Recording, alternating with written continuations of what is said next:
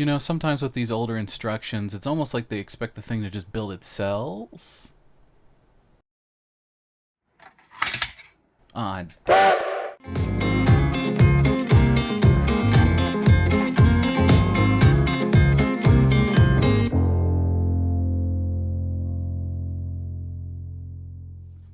welcome back to Tabletop Glory. This is just a short preview video, something to fill in the gap, if you will. All jokes aside, sometimes with these early instructions or simplified instructions, they can feel super overwhelming, especially if we're new to the hobby and you haven't really put a ton of stuff together yet. Something like this exploded diagram can be super complicated, or at least feel very overwhelming, like I've said. And I just want to say that it doesn't have to be that bad. If you can break down the basic shapes and find something that works really well for you, you can then build off of that and expand from there. Like you saw in the beginning, I just had 4 corners just kind of barely holding themselves together before I booped and knocked them all over. Those 4 corners are just this central section.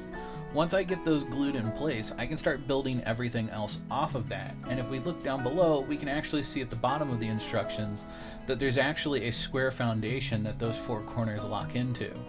Now, did I see this right away when I first opened the instructions?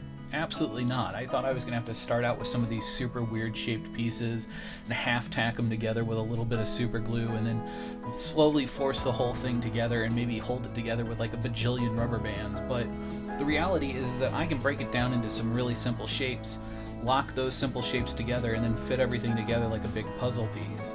So things don't need to be as complicated as you first think they are. Start with something that you know is easy, something that looks like it's very straightforward to do. And that'll really help you kind of break things down and make things a lot easier for you to accomplish on maybe some more complicated projects, something that you've been putting off because you opened the box and the instructions just looked super intimidating.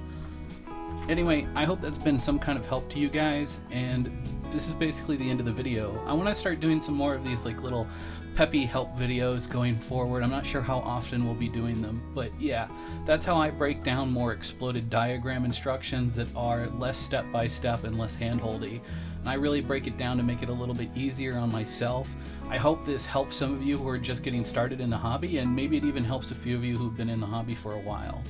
Now there are all sorts of special tools that you can get to also make stuff like this a lot easier, like there's corner clamps and things like that, and that can really help just to hold 1 or 2 pieces together while you figure out where the rest of it goes. But if you don't have any kind of fancy equipment like that, or you don't want to spend the money on that, start out simple. Find something that's just a basic box, use some rubber bands to hold it together, and then go ahead and apply your glue. Wait for it to dry, and then just start adding more pieces. It really is as simple as that. Anyway, thanks for watching. I hope you enjoyed. Please check out some of my other content. And until next time, may your display case always be filled and your pile of shame never run empty. Until next time.